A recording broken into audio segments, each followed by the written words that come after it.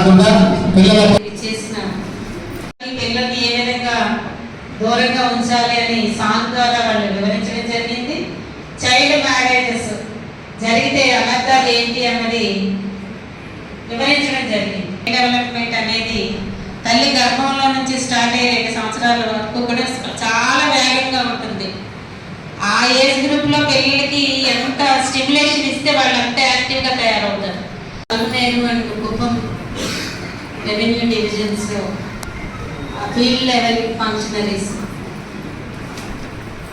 సచివాలయం, welfare assistant, education నుంచి CRPs, అలాగే welfare hostels wardens, ICDS, CDPOs and supervisors, అలాగే పోలీస్ డిపార్ట్మెంట్ నుంచి వచ్చిన పోలీస్ ఆఫీసర్స్, ఇంకా ఇతర అధికారులందరికీ కూడా నా హృదయపూర్వక నమస్కారాలు. ఇక్కడ మనకి పిల్లల కోసం పనిచేస్తున్న ఆల్ డిపార్ట్మెంట్స్ ఆ ఇంప్లిమెంట్ చేసే విధానంలో ఏమైనా డౌట్స్ ఉన్నాయా, ఒకవేళ ఇంప్లిమెంట్ చేయకపోతే మనం ఎటువంటి సమస్యలను ఎదుర్కోవాల్సి ఉంటుంది, ఎవరెవరికి ఆన్సర్ చేయాల్సి ఉంటుంది అని ఏర్పాటు చేశాం. నిన్న చిత్తూరు అండ్ నగరి డివిజన్లో ఉన్న ఆల్ ఆఫీసర్స్ కూడా ముఖ్యంగా పిల్లల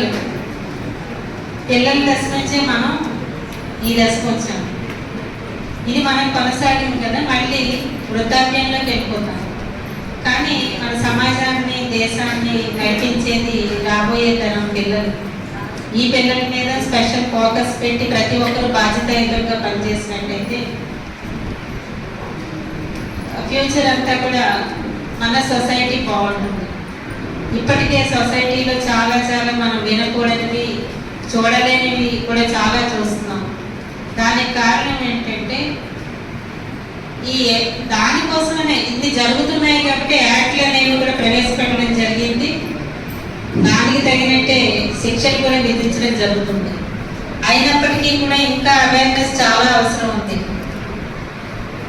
మనం ఏమనుకుంటామంటే బాగానే ఉంది, బాగా డెవలప్ అయ్యాము, దేనిలో డెవలప్ అయ్యి ఉన్నాము అన్నది మనం ఒకసారి అనాలిసిస్ చేసుకోవాల్సి ఉంది. ఈ పిల్లల కోసం పనిచేస్తున్న ఎడ్యుకేషన్ డిపార్ట్మెంట్ కానివ్వండి, women and child welfare department, social welfare, BC welfare, minority welfare, all welfare departments కూడా పనిచేస్తున్నాం. అలాగే సమస్యలు వచ్చినప్పుడు రెవెన్యూ కానివ్వండి, పోలీస్ డిపార్ట్మెంట్ కానివ్వండి, ఎన్జిఓస్ కానివ్వండి ముందుకు వచ్చి ఆ సమస్యను పరిష్కరించే దిశగా నెక్స్ట్ ఆ సమస్య రాకుండా ఉండడానికి ఏం చేయాలనే దిశగా వాళ్ళు పనిచేస్తున్నారు. హాస్టల్స్ లో కానివ్వండి, ప్రతి చంటి పిల్లాడు ఇంట్లో తల్లిదండ్రుల దగ్గర నుంచి మళ్ళీ వాళ్ళు స్కూల్కి వెళ్ళే క్రమంలోని ట్రాన్స్పోర్టేషన్లో కానివ్వండి, స్కూల్కి వెళ్ళిన తర్వాత అక్కడ కొంతమంది వ్యక్తులతో బాధింపబడినా లేకపోతే వాళ్ళకి ఎటువంటి ప్రమాదం జరిగినా ఈ అన్ని విషయాల్లో ప్రత్యేకమైన శ్రద్ధ ప్రతి ఒక్కరూ చూసుకోవాల్సిన బాధ్యత ఉంది. కాబట్టి ఇలాంటి ఇష్యూలు జరగకూడదని, ఇవన్నీ కంట్రోల్ చేయాలని, వీటి మీద అవేర్నెస్ ఎక్కువగా ఇవ్వాలని వర్క్షాప్ అనేది మనం నిర్ణయించుకున్నాం.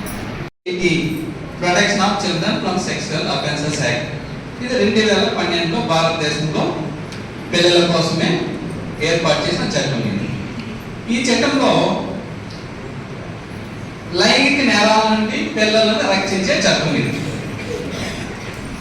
మన దేశంలో ఉన్న అన్ని చట్టాల కన్నా చాలా పవర్ఫుల్ చట్టం ఇది పోక్స్ అంటే. ఒకసారి పోక్స్ రిజిస్టర్ అయిందంటే లైఫ్ అప్పుడు ఎవరైతే నేరస్తులు ఉన్నారో స్పాయిల్ అయిపోతుంది.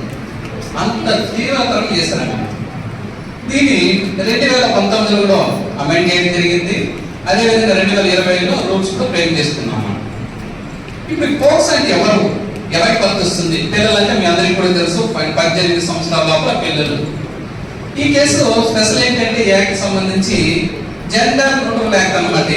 ఇది అమ్మాయిలకి అబ్బాయిలకు కూడా వర్తిస్తుంది అనేది మీరు గుర్తుపెట్టుకోవాలి. జెండర్లకు ఏదైతే ఆడపిల్లలు అనుకుంటున్నారు, ఆడపిల్లలకు కాకుండా మగపిల్లలకు కూడా 18 సంవత్సరాల లోపల వాళ్ళందరికీ కూడా ప్రొటెక్ట్ చేస్తుంది. ఈ చైల్డ్ ప్రొటెక్షన్ సంబంధించి జిల్లాలో according to DCRB district crime record bureau report ప్రకారము ఈ జిల్లాలో ప్రతి నెల 3 నుంచి 4 కేసులు రిపోర్ట్ అవుతామని మన జిల్లాలో. ఇలాంటి కేసులు ప్రివెంట్ చేయడానికి మన వాళ్ళు ఏంటి as a child protection officer గా మన రోల్స్ అండ్ రెస్పాన్సిబిలిటీని స్టేట్ గవర్నమెంట్ వారు ఆల్రెడీ మీకు పిక్ చేసి 2023లో మీకు కమ్యూనికేట్ చేశారనమాట. అది ఏంటి అన్నప్పుడు GOMS నెంబర్ 31 14/6/2023లో ఈ కోర్స్ GOMS నెంబర్ 31 ని ఇష్యూ చేసి మీ రోల్స్ అండ్ రెస్పాన్సిబిలిటీ ఏంటి అనే దాన్ని ఫిక్స్ చేశారనమాట. సో ఇప్పుడు అధికారం వేరు, బాధ్యత వేరు. బాల్య వివాహాలు ఆపాల్సిన బాధ్యత ఈ భారతదేశంలో ఉన్నటువంటి ప్రతి పౌరుడికి పౌరురాలకి ఉంది. కానీ అధికారం కొంతమందికి మాత్రమే ఇచ్చినారు ఈ చట్టం. చట్టంలో మీరు చూస్తే ఇంతమంది లేరు. మన ఏపీ స్టేట్ గవర్నమెంట్ పెంచింది, ఎక్కువ మందికి ఈ అధికారం ఇచ్చి ఎక్స్పాండ్ చేసింది. సుప్రీంకోర్టు కూడా మెచ్చుకుంది మన ఏపీ స్టేట్. ఎందుకు అని చెప్పంటే ఎక్కువ మంది బాల్య వివాహ నిరోధక అధికారులు నియామకం చేస్తున్నారు. మరి మీరు చట్టంలో చూస్తే కనుక జిల్లా కలెక్టర్ గారు జిల్లాకు nodal officer plus child marriage prohibition officer district, RDO లేదా sub collector divisional level nodal officer plus child marriage prohibition officer divisional level, CDPO women and child welfare department నుంచి taluka level, tahsildar ICDS supervisor మండల level, VRO panchayat secretary village level, ఇంతే. కానీ మన స్టేట్లో సచివాలయ వ్యవస్థ కొత్తగా రావడం, తర్వాత సెంట్రల్లో బాల్య వివాహాలను నిర్మూలన చేసే దాంట్లో police women child welfare department కొంచెం సైడ్ చేసి Panchayati Raj municipal administration front line తీసుకొచ్చి పెట్టింది. ఈ విషయం చాలా మందికి ఎవరు కూడా అప్డేట్ చేసుకోరు, పాతమే మాట్లాడతారు. మనం అందరం కూడా పిల్లలతో పనిచేస్తున్న వాళ్ళము, ప్రతి ఒక్కరము కూడా ఆల్మోస్ట్ వారి ఉద్యోగ బాధ్యతలు చాలా నిబద్ధతతో చేస్తున్న వాళ్ళు అయినప్పటికీ యాక్చువల్లీ ఒక్కసారి సచివాలయం నుంచి వచ్చినటువంటి వెల్ఫేర్ సెక్రటరీస్ అయితే ఒక్కసారి మీ సచివాలయం పరిధిలో గుర్తు తెచ్చుకోండి. సిఆర్పిస్ అయితే మీ క్లస్టర్ లెవెల్లో గుర్తు తెచ్చుకోవాలి. మిగిలిన అందరూ కూడా మనం దీన్ని ఎంత ఎఫెక్టివ్గా గ్రామ స్థాయిలో ఇంప్లిమెంట్ చేస్తున్నాము అన్నది ఇక్కడ ప్రశ్నించుకోవాలి. పిల్లల భవిష్యత్తు మన చేతుల్లో పెట్టారు, మన చేతుల్లో పిల్లల భవిష్యత్తు, ఈ జిల్లా పిల్లల భవిష్యత్తు మన చేతుల్లో ఉంది. చట్టం చాలా పకడ్బందీగా ఉంది. అయినప్పటికీ టీనేజ్ ప్రెగ్నెన్సీస్ పెరుగుతూనే ఉన్నాయి.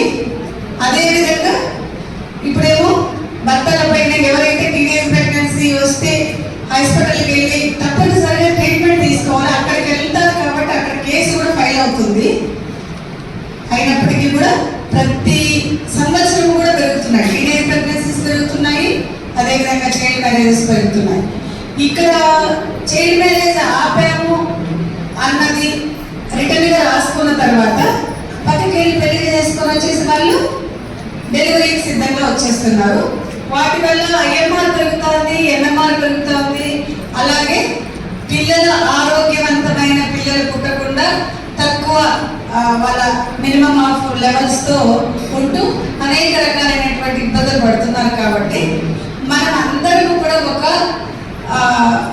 కోఆర్డినేషన్తో, ఇందాక కూడా మనకి చాలా మంది కూడా ఇప్పుడు అడిగితే కూడా ఎవరు చైల్డ్ మ్యారేజ్ ఆపాలంటే అంగన్వాడీ టీచర్ లేదా ఐసిడిఎస్ డిపార్ట్మెంట్ అన్నదే ఇంకా అలానే అనుకుంటూ ఉన్నాం. దయచేసి కూడా మనం ఇక్కడ ఉన్న వాళ్ళందరూ కూడా మనం పిల్లలతో పనిచేస్తున్న వాళ్ళు. యాక్చువల్లీ మనం నిజం వాస్తవాలు మాట్లాడుకున్నప్పుడు మాత్రమే మనం ముందుకు వెళ్ళగలం. మనము ఇన్స్టాల్ చేసుకుంటే ఫస్ట్ రిజిస్ట్రేషన్ చేసుకోవాలి. ప్లే స్టోర్లోకి వెళ్ళి మీరు శక్తి యాప్ అని కొడితే వస్తుంది. ఫస్ట్ ఓపెన్ చేయండి అమ్మా. ఉన్న యాప్ ముఖ్యంగా లేడీస్ అందరూ ఓపెన్ చేయండి. ఫస్ట్ ప్లే స్టోర్లోకి పోయి ప్లే స్టోర్లోకి వెళ్ళి శక్తి యాప్ అని కొడితే అందులో ఓపెన్ అవుతుంది. దాన్ని ఫస్ట్ ఇన్స్టాల్ చేసుకోవాలి.